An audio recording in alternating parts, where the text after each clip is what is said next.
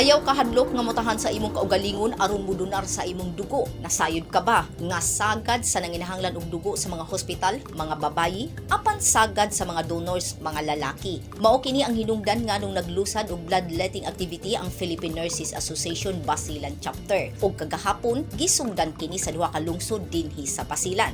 Tungod kay daghang kababayen-an ang manginahanglan og dugo sa ilang pagpanganak ug sa uban pang kaso sa mga klinik ug hospital. Nahadlok man apan kay gusto mo tabang, misalmot sa bloodletting activity kining Ngayon ko na lang talaga, maraming beses na po yun nanggaling kita yun. Ngayon lang talaga ako na parang gusto akong tumulong. Kasi yung, ngayon nga, yung buwan ng yung mga kababaihan. So gusto ko pong ialay yun sa mga nangangailangan.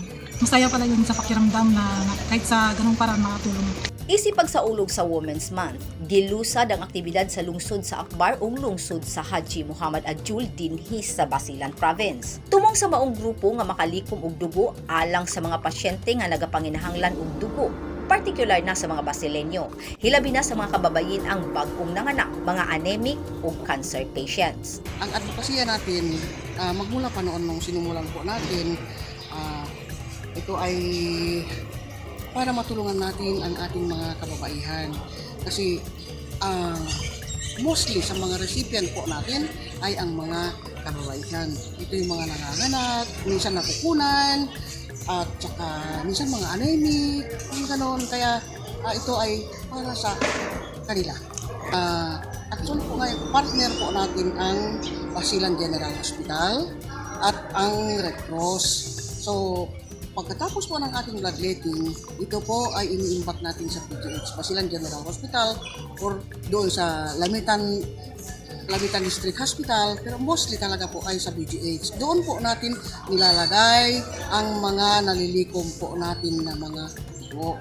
Matud ni sa kalahol, daghang Basileño nga adunay mga pasyenteng nanginahanglan og dugo ang miduol sa ilang grupo ug nagapangayo og tabang. Maong gilusad nila ang bloodletting activity.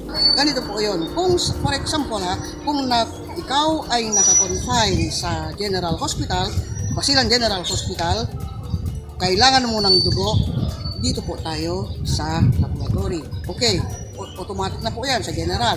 Kung nasa labas naman po tayo, pwede pong tumulong ang Red Cross, kami po na Philippine Nurses Association at ang mga partners natin.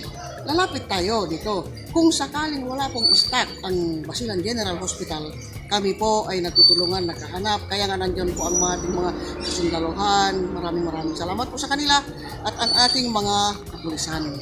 Sila po yung tinatakbuhan natin, mga oras na pangangailangan na wala pong available na mga dugo sa Basilan General Hospital. Kahit po nandun ka sa Zamboanga, may mga hospitals po doon na pwedeng kumuha tayo dito sa General.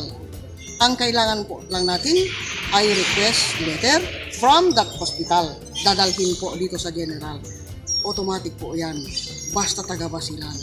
Gawas nga makatabang sa ubang tawo, aduna pay mahatag nga maayong benepisyo sa lawas sa tawo ang regular nga pagdonate og dugo. Pero ang isipin natin ay yung makatulong tayo sa kapwa natin. Huwag natin isipin ang sakit. Ang isipin natin ay yung makadugtong po tayo ng buhay. Yun po yung mga halaga nun. Pagkatapos po nun, parang bumabata tayo ng 10 taon. Kaya sana ay sa susunod naming mga schedules ng ating mga bloodletting ay mag-donate po kayo. Hindi lang po gumaganda ang kalusugan natin. Tayo ay may pahala pa at talagang nakakatulong tayo sa kapwa natin. Please come. Help us save lives. Misalmot usab sa aktibidad ang mga residente, LGU, PNP, militar, barangay officials ug stakeholders tungod sa maayong tumong sa maong grupo. Grace Alpunaba, Newsline Philippines, Basilan Province. Stay safe.